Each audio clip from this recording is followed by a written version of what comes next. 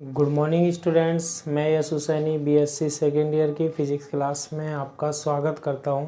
आज की क्लास में हम डिस्कस करने वाले हैं ऋणात्मक पुनर्निवेश द्वारा आवृत्ति अनुक्रिया में सुधार और बैंड चौड़ाई में वृद्धि। ठीक है, यानी कि improvement of frequency response with negative feedback increase in bandwidth. ठीक है, बैंडविड्थ क्या होता है? फ्रीक्वेंसी का डिफरेंस होता है, आवृत्ति का अंतर होता है। ठीक है, तो बैंडविड्थ हम कैसे बढ़ाते हैं? With the help of negative feedback. Band चौड़ाई हम कैसे बढ़ाते हैं? ऋणात्मक पुनर्निवेश के हेल्प से। ठीक है, यही आज की क्लास में हम देखने वाले हैं।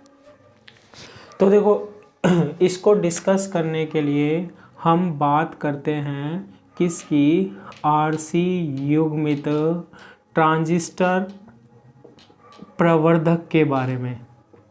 किसके बारे में? आरसी युग्मित ट्रांजिस्टर प्रवर्धक, यानी कि आरसी कपल ट्रांजिस्टर एम्पलीफायर, जो कि हम प्रीवियस क्लास में डिस्कस कर चुके हैं। ठीक है, प्रीवियस क्लास में हम डिस्कस कर चुके हैं इसके बारे में। तो ये जो प्रवर्धक होता है ना, आरसी युग्मित ट्रांजिस्टर प्रवर्धक जो होता है, इसके लिए हम क्या करते हैं? निम्न आवृत्तियों पर लब्धि देखते हैं, निम्न आवृत्ति पर और उच्च आवृत्ति पर। तो सबसे पहले मैं बात करता हूँ किसकी? निम्न आवृत्ति पर, और जो कि प्रीवियस क्लास में हम डिस्कस कर चुके हैं। निम्न आवृत्ति पर या तो वोल्टता, यानी लो फ्रीक्वेंसी पर वोल्टेज या धारा लब्धि या गेन, वोल्टेज गेन या करंट गेन लो फ्रीक्वेंसी पर। और वो हमारे पास कौन सी कंडीशन में देख रहे हैं? अभी हम खुले पास में, यानी कि ओपन लूप, जब हमने क्या नहीं लगाया है? फीडबैक नहीं लगाया है, नो फीडबैक। ठीक है, फीडबैक की तो अभी हम बात ही नहीं कर रहे हैं। किसकी बात नहीं कर रहे हैं हम? फीडबैक की अभी बात नहीं कर रहे हैं। तो निम्न आवृत्ति पर वोल्टा लाभ या लब्धि जो आई थी हमारे पास, वो क्या आई थी? A L is equal to A M upon 1 minus, और ये इक्वल था आयोटा एफ एल अपॉन क्या? एफ। ठीक है, एफ एल अपॉन क्या? एफ। इसे दे देते हैं हम इक्वेशन फर्स्ट दे देते हैं।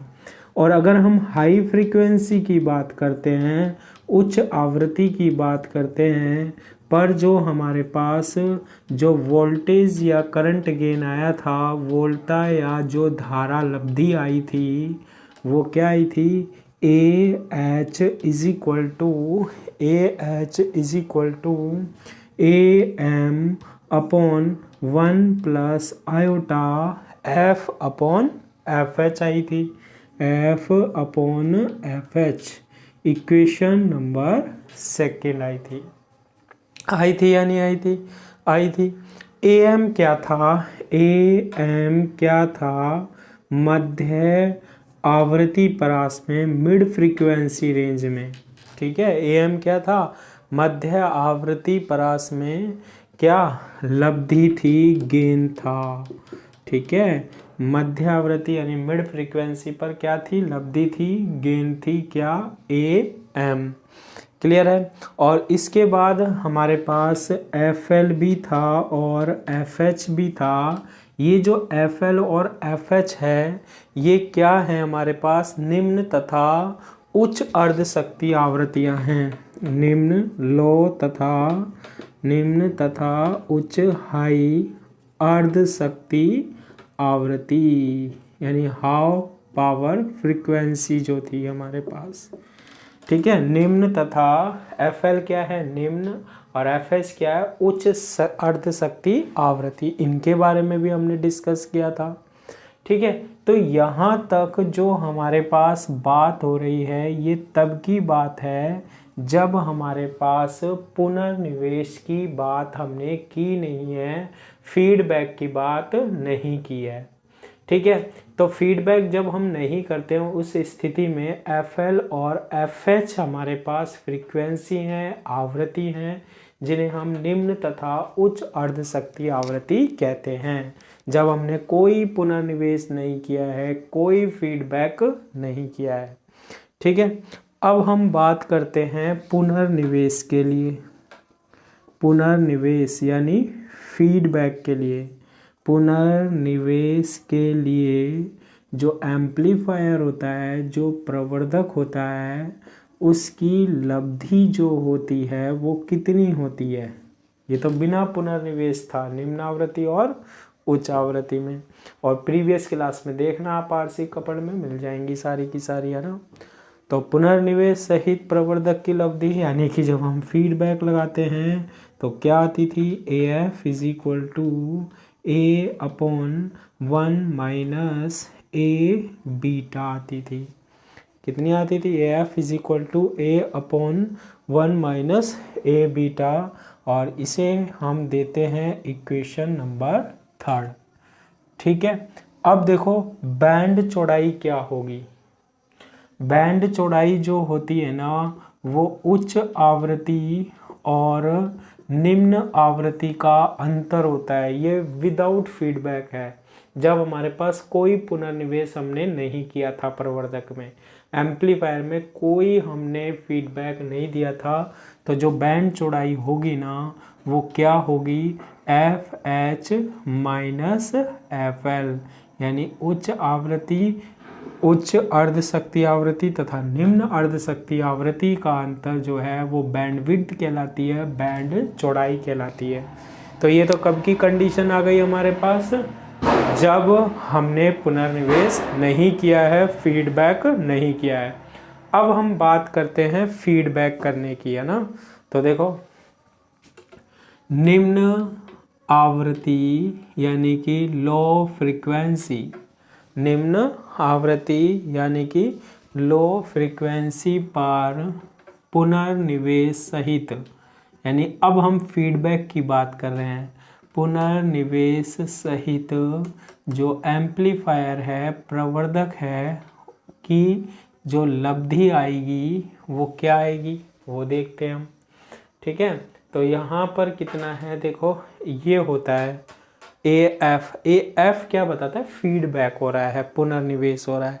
अब क्योंकि हम बात कर रहे हैं किसकी, निम्न आवृत्ति की, तो हम यहाँ पर लेंगे A, उसके बाद यहाँ आएगा क्या, L, और फिर F, यानी पुनर्निवेश का फॉर्मूला ये दिया। निम्न आवृत्ति पे लेंगे तो AL आएगा। तो यहाँ हमारे पास क्या होगा, A की जगह AL होगा, अपॉन यहाँ होगा 1 माइनस AL इंटू बीटा। तो ये पुनर्निवेश के साथ आ गया, यानी कि जब फीडबैक अप्लाई हो रहा है, क्योंकि फॉर्मूला ही हमारे पास यही है। अब क्या करते हैं हम, इसमें वैल्यू रख देते हैं। इक्वेशन नंबर 4, समीकरण 1 से वैल्यू रखने पर, यानी कि मान रखते हैं हम फ्रॉम इक्वेशन 1, तो क्या आएगा, देखो ALF is equal to, ALF is equal to,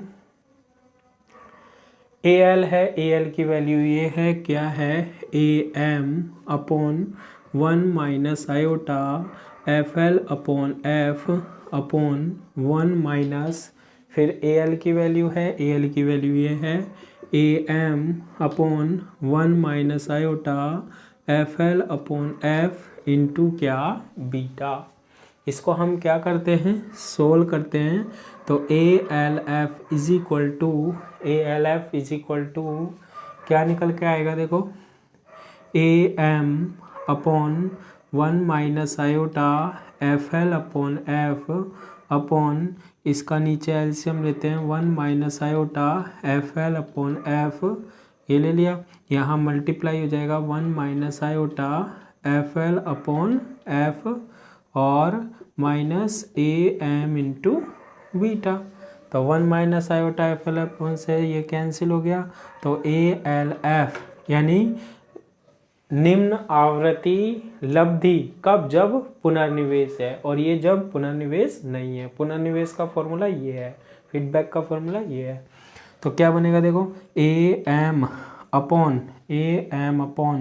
1 minus, और ये ए एम बीटा को मैंने पहले लिख लिया, ए एम बीटा, और minus iota F L upon क्या आ जाएगा, एफ आ जाएगा। बना लोगे? बिल्कुल बना लेंगे। A L F is equal to,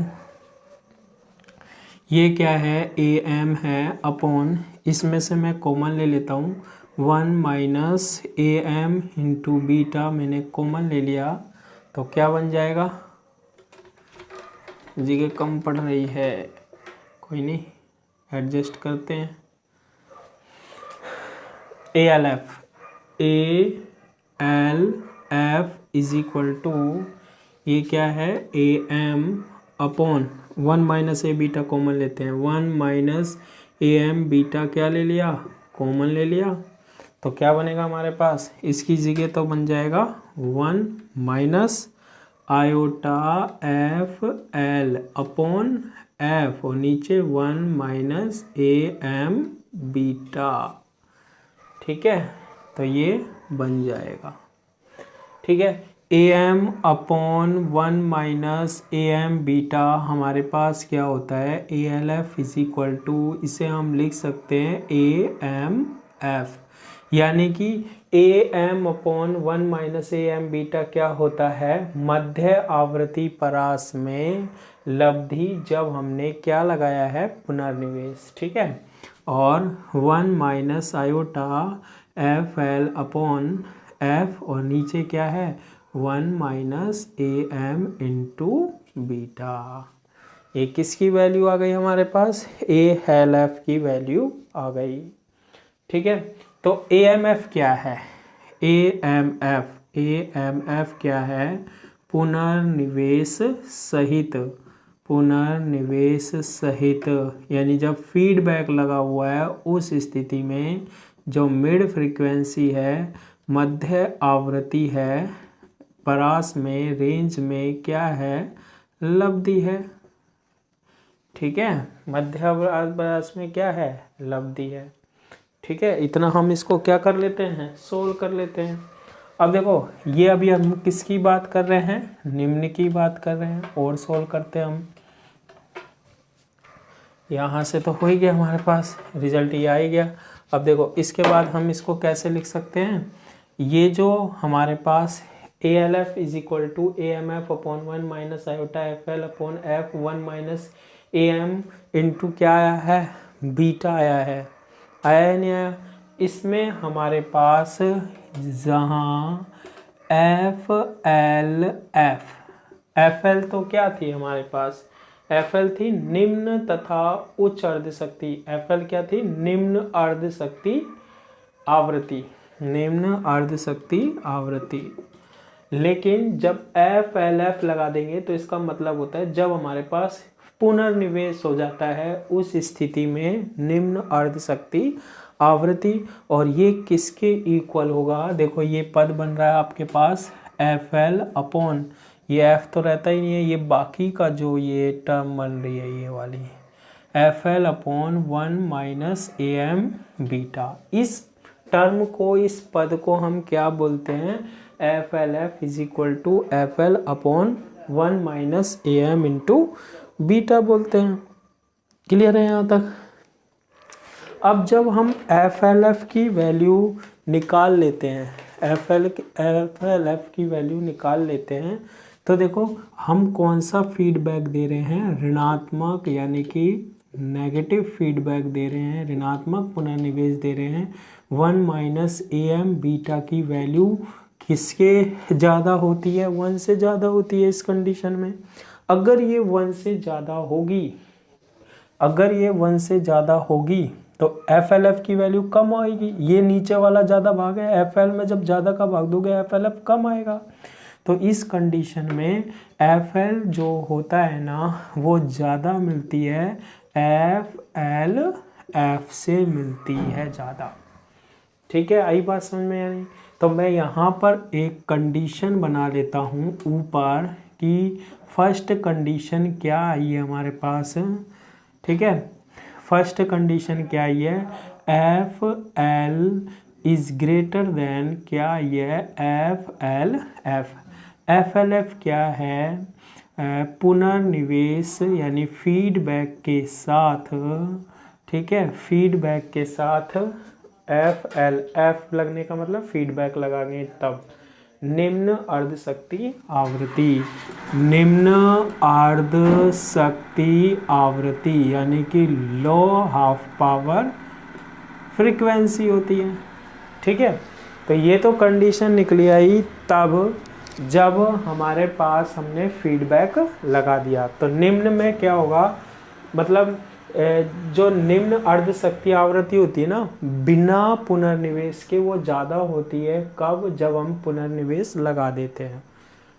second condition देखते हैं उच्च के लिए, देखो हाई के लिए देखते हैं हम, किसके लिए देखते हैं हम, उच्च के लिए देखते हैं। कैसे देखते हैं, देखो अब देखो इसके लिए हम क्या करते हैं, लब्धि क्या होती है, ये होती है 2, तो हम यहाँ पर लिखते हैं उच्च, ठीक है, किसके लिए निकाल रहे हैं, हाई के लिए। उच्च आवृत्ति पर खुले प्रवर्धक की लब्धि क्या होती है, ओपन लूप, ठीक है। ओपन लूप कब बोल रहे हैं, जब पुनर्निवेश नहीं है, ठीक है, फीडबैक नहीं होता है ना, तब उच्च आवृत्ति की बात कर रहे हैं। और ये देखो इक्वेशन 2 ही तो होती है, AH = AM/1 + iota F upon क्या होती है, FH ही होती है, ठीक है। अब हम फीडबैक की बात करते हैं पुनर्निवेश के साथ। अब पुनर्निवेश का साथ उच्च आवृत्ति के लिए, पुनर्निवेश के साथ यानी फीडबैक का फॉर्मूला ये होता है। अब क्या लगाएंगे बताओ, क्या होगी लब्धि, AHF होगी। पुनर्निवेश का फॉर्मूला लगाएंगे, जब फीडबैक का फॉर्मूला लगाएंगे तो अब A, अब H और F, तो अब A क्या बनेगा फॉर्मूला, AH अपॉन, अब यहाँ भी 1 माइनस क्या आएगा, AH इंटू बीटा। अब वैल्यू रखते हैं, AHF = AH की value AM/1 + iota F upon क्या होता है, FH, और नीचे जो बनेगा 1 माइनस AH की value AM/1 + iota F upon FH और क्या, beta. AHF = AM/1 + iota F upon FH upon, इसमें एल्शियम लेते हैं, 1 + आयोटा F अपॉन FH, तो यहाँ बनेगा 1 + आयोटा F अपॉन FH और minus AM into beta, 1 + iota F upon H, S से ये क्या हो गया, कैंसिल हो गया।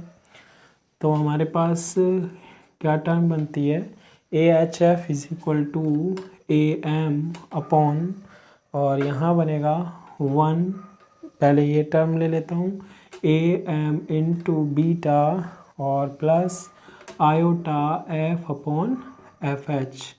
AHF = AM upon 1 minus AM beta common ले लिया तो 1 + आयोटा F अपॉन FH बचेगा, ठीक है। तो AHF = ये क्या होता है हमारे पास, ये क्या होता है, ये होता है हमारे पास AMF upon 1 + iota F upon FH। AMF क्या होता है, मध्य आवृत्ति परास में लब्धि जब पुनर्निवेश हो, फीडबैक हो, ठीक है, पुनर्निवेश हो और क्या हो, फीडबैक हो। तो पुनर्निवेश हो, फीडबैक हो, तो ये बन रहा है AHF = AMF upon 1 + iota F upon FH। Sorry देखो, इसमें हमने जब ये 1 माइनस AM बीटा कॉमन लिया है ना, तो इसमें डिवाइड भी लगेगा, तो यहाँ बनेगा 1 + AM इंटू क्या, बीटा F अपॉन FH और 1 माइनस AM इंटू बीटा, और यहाँ भी 1 minus A M into beta, divide करना भूल गए ना, 1 माइनस ए एम बीटा आ गया तो यहाँ 1 और इसका डिवाइड हो गया, बाकी क्लियर है। मध्यावृत्ति परास में लब्धि या पुनर्निवेश आ गया। अब देखो यहाँ पर जो हमारे पास FHF होता है, FH उच्च आवृत्ति परास, ठीक है, उच्च अर्ध शक्ति आवृत्ति बोलते हैं, लेकिन जब फीडबैक के साथ लेते हैं तो FHF। अब ये फीडबैक के साथ है, ये पुनर्निवेश के साथ है, बिना पुनर्निवेश के तो केवल FL FH होती थी, जो कि हमने सेकेंड यूनिट में डिस्कस किया था इसके बारे में। FHF किसके ही इक्वल होती है, ये नीचे F तो ऊपर है तो नीचे क्या है, FH into 1 minus AM into beta के। FHF किसके इक्वल होती है, FH इंटू 1 माइनस ए, मतलब इस टर्म को हम क्या लिख सकते हैं, FHF लिख सकते हैं। अब 1 minus AM beta is greater than 1 होता है किसके लिए, नेगेटिव फीडबैक के लिए, ऋणात्मक पुनर्निवेश के लिए। तो अगर इसकी वैल्यू 1 से ज़्यादा है ना तो FHF is equal to FH, यानी FH को जब ज़्यादा से मल्टीप्लाई करेंगे तो FHF और भी ज़्यादा आएगा, ठीक है। तो हम लिख सकते हैं FHF इज ग्रेटर देन क्या होता है, FH होता है, यानी कि हम यहाँ दूसरा लिखते हैं FHF इज ग्रेटर देन क्या, FH लिखते हैं, ठीक है। FHF इज ग्रेटर देन क्या लिख सकते हैं, FH लिख सकते हैं, ठीक है। इतना हो गया। अब देखना कि ऋणात्मक पुनर्निवेश लगाया था जब FHF और LF थी, ठीक है, बैंड चौड़ाई में वृद्धि कैसे होती है, ठीक है। बात तो यही समझना है, तो हमने फॉर्मूला बनाए थे, कोई भी बना सकता है ये तो। बैंड चौड़ाई में यानी बैंडविड्थ में बैंडविड्थ कैसे इंक्रीज होती है वो देखते हैं हम। तो देखो बैंडविड्थ इंक्रीज होने के लिए हम एक ग्राफ प्लॉट करते हैं, और यहाँ मैं दिखा रहा हूँ फ्रीक्वेंसी को। अब आप समझना यहाँ पर क्या, अगर हम बिना पुनर्निवेश की बात करते हैं, यानी कि जब हम फीडबैक की बात नहीं करते हैं, बिना पुनर्निवेश यानी कि हम कोई फीडबैक की बात नहीं करते हैं, तो जो आवृत्ति थी हमारे पास वो क्या थी, F, L और FH। तो बैंड चौड़ाई क्या होगी बिना पुनर्निवेश के, बैंड चौड़ाई FH माइनस FL, उच्च में से निम्न को घटा दो। अच्छा, जब हमने फीडबैक लगा दिया यानी कि पुनर्निवेश कर दिया, पुनर्निवेश करते हैं तो आवृत्ति क्या होती है, FLF और FHF।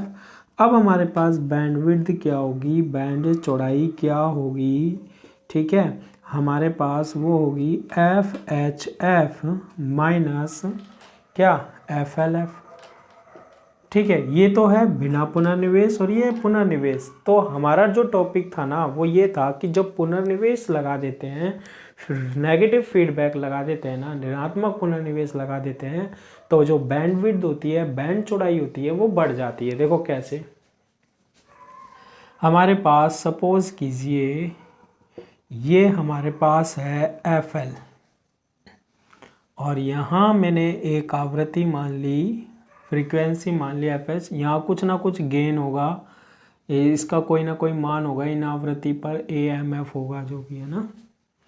अब देखो इसका अंतर होता है FL FH, FH minus FL, ये हो गई बैंड चौड़ाई हो गई, ठीक है भाई, हो गई।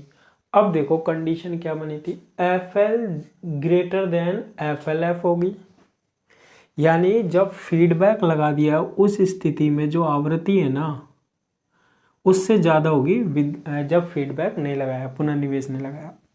तो FL की इधर आएगी या इधर, देखो यहाँ से F का मान बढ़ता जा रहा है, इस पॉइंट से यहाँ कम होगा, तो यहाँ कहीं मान लेते हैं हम FLF, क्योंकि FL ज़्यादा है FLF से, है या नहीं है, ठीक है, ड्रॉ कर दिया। यहाँ कोई आवृत्ति होगी जिस पर कोई ना कोई गेन होगा, ठीक है, वो होगा, यहाँ होगा FLF। FHF is greater than FH,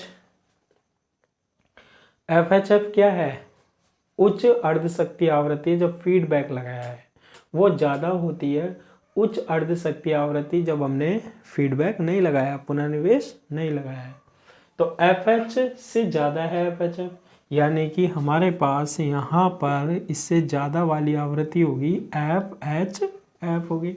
अब आप देखो इनका अंतर देखो, ये और ये डिफरेंस आ रहा है या नहीं आ रहा? आ रहा है। ये हो गई बैंड चौड़ाई आवृत्ति। लेकिन जब हम फीडबैक लगा देते हैं, पुनर्निवेश लगा देते हैं, तो देखो यहाँ से देखो ये और ये। अब बताओ कौन सी आपको बैंड चौड़ाई ज़्यादा देख रही है? या इसका नाम रख देता हूँ मैं S1 और S2। बताओ S1 ज़्यादा लग रही है या S2? S2 ज़्यादा लग रही है किससे?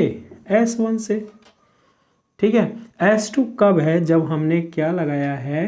ऋणात्मक पुनर्निवेश। ऋणात्मक पुनर्निवेश लगाया है, नेगेटिव फीडबैक लगा दिया। तो नेगेटिव फीडबैक लगाने पर, ऋणात्मक पुनर्निवेश लगाने पर आवृत्तियों का अंतर बढ़ जाता है, यानी कि बैंड चौड़ाई क्या हो जाती है? बढ़ जाती है। क्लियर है ये वाली बात? बैंड चौड़ाई क्या हो जाएगी? इंक्रीज हो जाती है। ये बैंड चौड़ाई इंक्रीज कर दी मैंने।